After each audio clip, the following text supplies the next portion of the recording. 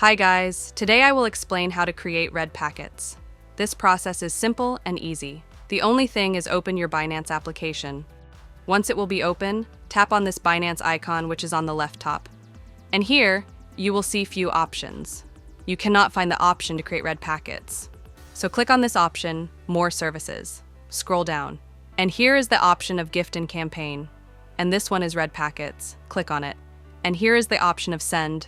And this one is for receive. We want to send. So that's why we will click on it. And here you can see the option of create. Just click on it. Here you have to enter the number of gifts which you want to send. This one is the total amount of a red packet currency, so you can also change it by clicking on it. And here you can select your currency, and this one is best wishes.